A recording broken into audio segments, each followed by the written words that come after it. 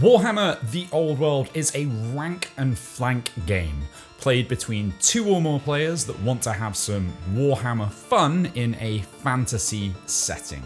And in this video, I'll teach you the basics of the game so you can get minis on the table and get rolling some dice. You'll use swords and shields, shoot bows, blunderbusses and cannons, and even try and sway the winds of magic in your favor, or maybe even cause a dimensional cascade. In the old world, you try to best your enemy with massed armies of elves, orcs, skeletons, ratmen, and even some humans, as they duke it out in alternating turns to wipe out or rout your enemy. So, the objective in a game of Warhammer The Old World is simple. You want to score more victory points than your opponent. You can score points by fully or partially destroying an enemy unit or forcing it to flee. And some missions will give you objectives that allow you to score additional victory points and require your army to achieve certain goals, like holding a hill or a special feature, or maybe even just destroying your opponent's general. To get started, you'll need an army of miniatures that represents one of the 10 core or 7 legacy factions. You'll also need some 6-sided dice, a tape measure in inches, a flat surface to play on, as well as access to the core rules. Terrain is a thing, but you don't need to worry too much about it for your first game as you learn the basics. And of course, you'll need an opponent to play against. Now, your army will be made up of multiple models, some of which will form units that move and fight together. Things such as monsters and war machines count as units alongside your ranks of infantry and cavalry. Now, your different unit types can form what are called different formations. Most units, like a standard unit of Chaos Warriors, will often be battle trained and will fight in what's called a close order formation. This gives them a number of benefits that will help them win combats. Some lighter units will form different formations, like the open order formation that can let a unit rotate 90 degrees after moving, and skirmishers forego moving in rank and flank formation altogether. Units will also be given a unit type designation, like elves being light infantry, black coaches being heavy chariots, or dragons being behemoth monstrous creatures. All confer different benefits and give them access to special bonuses at different points in the game. Dragons can thunder stomp on enemies at the end of a combat to deal more damage. Infantry blocks gain rank bonuses that help them to keep their heads even in the thickest of combats. Each model has a set profile in its roster. Let's take a look at this Bretonnian man-at-arms as an example. At the top of its page, you'll see its stats. These cover how far it moves in inches on the table, its weapon and ballistic skills that tells you how well it hits its opponents in combat and in shooting, its strength in combat, its toughness, so how durable it is, its number of wounds, which you can think of as its health points, its initiative, which is how quick it is at responding in combat, its attacks, how many hits it can make in a combat, as well as its leadership value, which covers how brave a model is. All of these stats are measured out of 10. The higher the number, the better it is at that thing. Every model has a points cost too. When building an army, you add together the points costs of all of your units to reach an agreed game size, such as 750 points, or maybe even 2,000 points. This helps both players field forces of roughly equal strength. Further down, you'll see what troop type the unit is, what base size in metric it should be on. It has a minimum unit size, its equipment, like what armor it has and what weapons it can take, as well as any upgrades the unit can have. Finally, it will list any special rules it has. Some units have unique special rules that will be just below this, but most will just have names of universal special rules. These can be found in the core rulebook. So you've picked your army, you've got a friend who wants to play and has an army too. What happens now?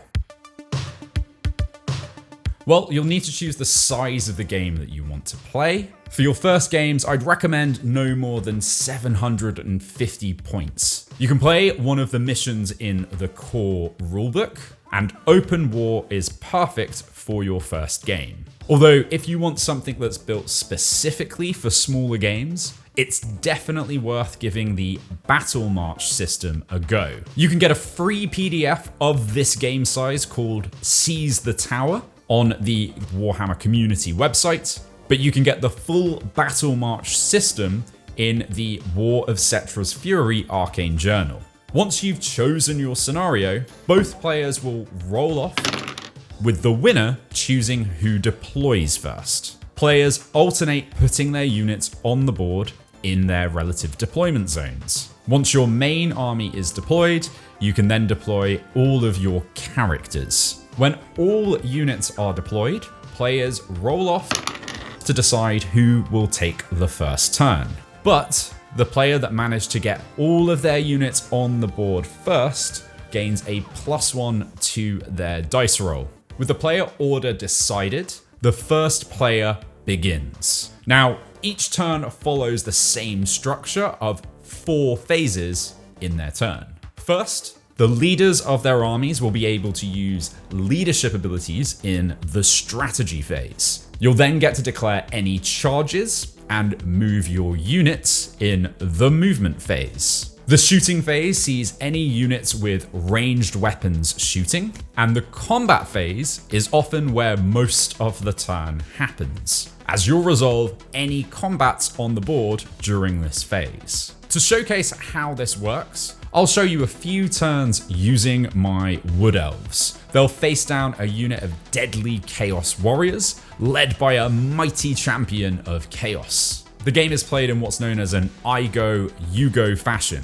So all of the phases are done by one player, then their opponent does their own turn of phases, and so on for up to 6 turns each. Once the 6 turns are over, you calculate victory points. Whoever scored the most is the victor. Now, let's take a look at how a turn works. We'll look at it from 2 different vantage points. The Wood Elves, who are good at shooting, and the Warriors of Chaos, who favor combat. This isn't a normal turn, I'm just going to showcase certain units from different armies, doing what each does best in the appropriate phase of the turn. Let's kick off with the strategy phase. You'll mostly get to activate any command abilities with your characters here, as well as rallying fleeing troops. Wizards can cast enchantments on allies and hexes on enemies. This Wood Elf Spellsinger, for example, can attempt to cast Oaken Shield to give her unit of Eternal Guard a 5+ ward save, which will come in handy later. To cast the spell, she does this by rolling 2 dice and adding her wizarding level of 1 to the roll. If the total of the wizard level and the dice is equal or higher than the casting value, the spell is cast. Now, the opponent can attempt to stop the spell by dispelling it if they have a wizard within range to do so, or using their once a turn fated dispel. They'll simply need to roll over the value made by the casting wizard. And that's it for this strategy phase. On to the movement phase. In the movement phase, units start by declaring any charges they want to make that is within their movement range plus 6 inches, which is the maximum they can get on a charging dice roll. A charging unit rolls 2 dice and picks the best of the 2 and adds that to their movement characteristic. Let's see how this unit of Chaos Knights do against these Wood Elf Eternal Guard. They can declare a charge against anyone within 16 inches. As they have a base 7-inch movement value, they then get to add 6 inches for their charging dice roll, plus they have an ability called Swift Stride that gives them an extra 3 inches to their maximum charge range. They'll also get an extra dice on top of their charge roll. Special rules like this are really handy, so make sure to check them out from the core book. When a unit declares a charge, the chargee gets to make a charge reaction. There are 3 base reactions a unit can make. They can hold, they can stand and shoot if they have a ranged weapon, or they can simply flee. The Eternal Guard want to test their skill against the Knights, so will hold. The Knights then make their charge roll. They roll 2 dice and discard the lowest value dice. They then get to roll an extra dice for that Swift Stride ability and add that to their charge total. This means they'll get an 18-inch charge roll and make the charge. With the charges out of the way, any compulsory moves happen. This is for things that have random moves value mostly, and then anyone else that hasn't charged or moved becomes eligible to move. Any model can move up to its movement characteristic, or march for double its movement value. It can also make a number of maneuvers. For example, it can wheel, it can pivot, or it can reform to change its facing. With the movement phase over, the shooting phase begins. In the shooting phase, a model with a ranged weapon can attempt to shoot a unit it can see and is within range of, and can target anyone within their front arc. These Glade Guard, for example, are equipped with Azrai longbows that have an incredible 32-inch range. Now, they really want to try and shoot those Chaos Knights, but they can't because they might risk hitting their friends, the Eternal Guard. So you can't shoot into an existing combat. Instead, they'll target the Chaos Warriors. First, they need to make sure that the unit is within range of their shooting weapons. If they're outside of half of the range of the weapon, they'll get a -1 to their hit roll. Each Glade Guard has a ballistic skill value of a 4. To know what you need to hit, compare your ballistic skill against this simple table. So my Glade Guard's ballistic skill of 4 confers it needs to roll a 3 or above on a d6. A roll of a 1 always fails.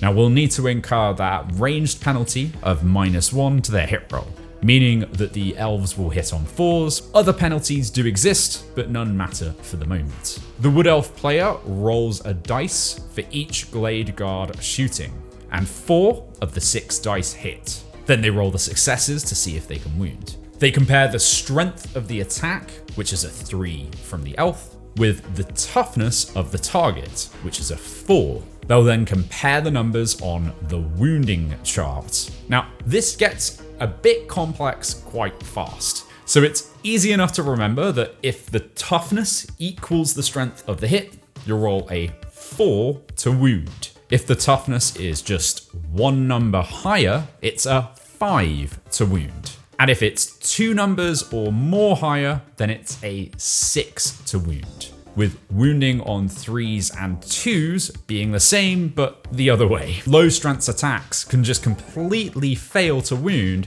if it's a really low number versus a really high number. You'll need to consult the chart. Only 2 of the arrows wound the Chaos Warriors, and they now get to see if their armor can shrug off the wound. Different armor types confer a different armor save. Light armor confers a 6+ armor save, heavy armor a 5+, and full plate a 4+. Armor types are universal across the different factions, and this can be improved with stacking a shield for a better armor save, as well as horses having fancy horse armor called barding. The Wood Elves are, however, using fancy enchanted arrows with arcane bodkin tips. These have an armor penetration value, which reduces the number the Chaos players roll on each of their dice. The arcane bodkins have an AP value of -2. And the Azrai longbow has the Armor Bane 1 special rule, meaning that it'll give a wound an extra AP of -1 on a wound roll of a 6. The Chaos Warriors are equipped with heavy armor and a shield, which gives them a 4+ armor save. And the armor penetration values reduces the roll of the number on the dice by its value. Therefore, a roll of a 5 is reduced by the Arcane Bodkin's value of AP -2 to a 3. But rolling Snake Eyes isn't going to save anyone anyway. Now, some units can get magical ward saves to shrug off even the most deadly hits, and others can also get regeneration saves too. Just check those out in the special rules. Now, with 2 dead Chaos Warriors, that's the end of the shooting phase. In the combat phase, engaged units fight in close combat, making attacks, resolving damage, and determining the winner of each melee. In their turn, the Chaos Knights manage to successfully charge the Eternal Guard and are in base-to-base contact. So let's resolve this combat. The active player chooses the order in which combats happen. We've only one fight to resolve though. When a combat is selected, it's resolved in initiative order. The Knights have a base initiative of 4, whilst their steeds have an initiative of 3. Yes, the horses get to fight too. Any unit that's made a charge move gains +1 to their initiative for every inch they've moved, capped at 3. So the Knights riding are now on an initiative of 7. The Eternal Guard have a base of 4 and gain +1 for having elven reflexes, as well as 1 for being charged in the front while using an Azrai spear. However, 7 beats 6, so the Chaos Knights will go first. The horses and the Eternal Guard will fight simultaneously. Combat happens very similarly to shooting. You first roll to hit, then you roll to wound, and then the player who is being fought against gets to roll an armor save. To figure out the hit value, we compare weapon skills of each of the combatants. The Chaos Knights and the Eternal Guard each have weapon skills of 5, whilst the horses have weapon skills of 3. We can compare this on the 2-hit chart. The 2-hit chart embodies the brutal dance of battle, where a warrior's honed skill and murderous intent clash against an enemy's desperate attempts to parry, evade, and survive. In combat, each model makes a number of 2-hit rolls equal to its attacks, using a d6 and comparing weapon skills on the 2-hit chart, with only rolls that meet or exceed the required value successfully striking the enemy. The Chaos Knights make 3 hits and then get to check to see if they wound. This is done in exactly the same manner as the shooting phase. Their lances provide +2 strength, so become strength 6 against the elven toughness of 3, meaning they'll wound on 2s and do so easily. The Eternal Guard only have light armor, which is no match for the AP of -2 of the Lancers, so all 3 are killed. The Eternal Guard and the Chaos Horses now get to fight. These happen at the same time, but I'll finish with the Horses first. They're rolling on 4s and hit twice, and then only wound once more, which kills a 4th Eternal Guard. The Eternal Guard get to fight back, but I'm not going to run through all that again, but they'll kill just 1 of the Chaos Knights. With the fight over, what happens? Do they just stay in combat until one of the units dies? No. You need to see which side wins the combat, and then the loser needs to test their mettle and see if they break and flee. To do this, you calculate each side's combat result compare, and then the side with the lowest value loses and has to take a break test. So to figure out this value, you need to figure out the combat resolution score of each unit. The combat result adds a point for every wound the unit has inflicted, a point if it's carrying a standard, a point for certain formations, like the close order formation, amongst a list of other variables. And when you're figuring this out, it can get a bit tense in game, where it looks like one side might eke out a victory, but a unit's inherent combat resolution can give it an edge, even in really difficult conditions. However, here, the Eternal Guard have won the combat by a point. The Chaos Knights need to take a break test. As long as they roll under their leadership of 9, they'll be fine. Oh no. This means they'll be fleeing. They turn and face directly away from the Eternal Guard and move 2d6 directly away from the unit they were beaten by. But as they have the Swift Stride rule, they get to roll an extra d6 and move that far. The Eternal Guard can now choose to restrain and reform by taking a leadership test, or pursue the enemy and cut down the curs, which is exactly what they're going to do. They roll 2d6 and move that far, allowing them to catch up to the fleeing Chaos Knights. The unit that's caught just immediately gets cut down and is dead. And that's the basics of Warhammer the Old World. Now in a game, you'll be doing that all in one army, not going back and forth like I've just done there. I've just given that as an example so you can see how it works in each of the phases with units that are good at doing certain bits of those phases. Now, obviously, there are more advanced rules and lots of unique special rules that stack on top of each other, and a bunch of other variables that I've just not mentioned, like terrain. But hopefully, that gives you the floor from which to work from. These big books are really intimidating, but don't let them be. These 4-page handy guides that you can get straight from the core boxes, or if you pick up one of the core rulebooks, and they're really, really useful when you're getting started. If you lose them, they're right at the back of the core book as well. Plus, if you type in the situation that you're having on Google, followed by the word Reddit, you'll probably find the answer even quicker than searching through this book. But with that all out of the way, go and get some games in. It's the best way to learn. If you want to go deeper into the Old World, I've got army guides for each faction, as well as how to get started with lists, and just generally how to get started across the channel. And if you want to see more Old World stuff, definitely make sure you subscribe. And a huge thank you to all my patrons for supporting the channel. You can join them from just £3 a month.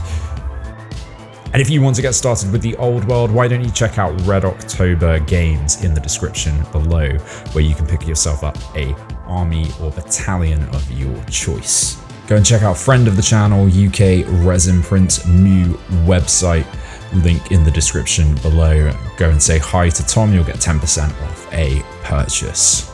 And if you want to take a look at some of those Warhammer armies, why don't you check out one of my army guides that should be popping up on the screen right about now.